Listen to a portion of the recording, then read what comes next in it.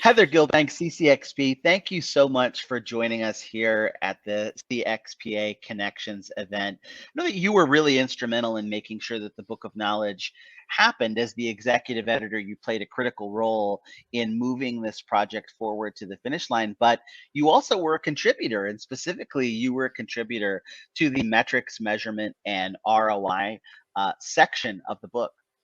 So now that you've had a chance to be a part of the team that's written this, what's something diving deep into this content? What's a key piece of advice related to metrics, measurement, or ROI that you think CX leaders might overlook, or a passage that you feel is particularly compelling or representative of some of the great content people are going to find here? Yeah, first of all, thanks for having me on.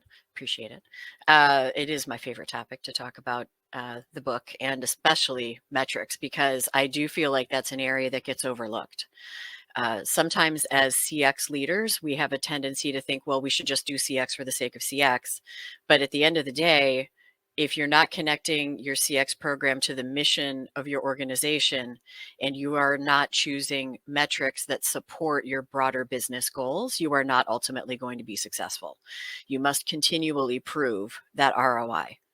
And if you're not doing that, you're probably putting yourself in jeopardy. So I think that's the thing that people sometimes overlook. Not everybody does, but I've heard a lot of chatter about that lately. They're like, there's a lot of flux going on in a lot of companies, and in many cases, it's because they couldn't prove that the program was really delivering that return on investment for their company or other type of organization.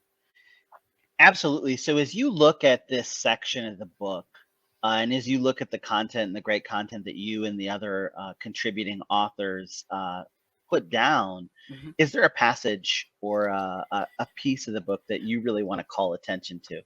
Yeah, I think the whole section is really good, but actually one of the first paragraphs in there is really great. It talks about why you should care about, metrics in general. Walker has a nice quote there where it basically says, satisfied customers, they buy more.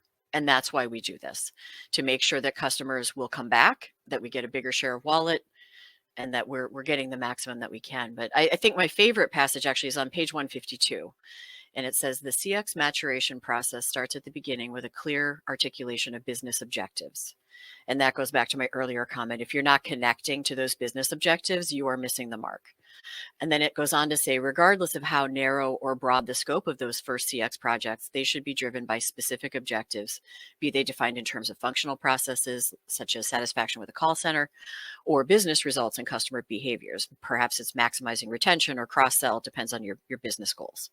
But without that endpoint or objectives, informing the design and execution, a CX project is more like a random meandering in the woods than a focused effort to improve the CX.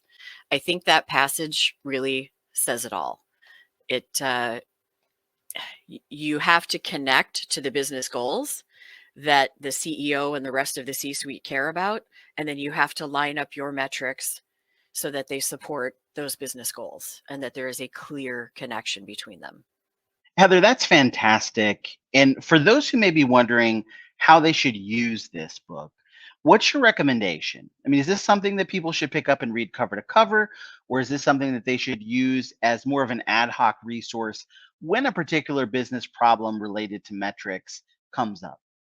Well, it's pretty heavy, so I don't know about one sitting, but I think it kind of depends on who you are.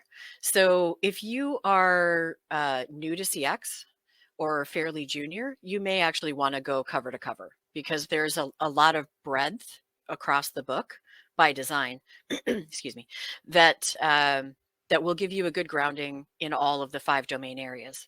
But for myself, I use it more as a reference. So if I needed to look up customer lifetime value, for example, I've forgotten the formula. I don't know, might be something like that.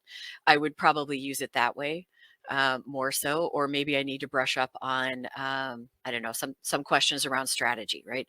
I might go back and read that particular section, and I have done that a couple times already, particularly around strategy. So I think it kind of depends where you are on your CX journey as either a practitioner or a consultant. I could also see a use case for a consultant kind of keeping it in their back pocket and pulling it out as needed with various clients.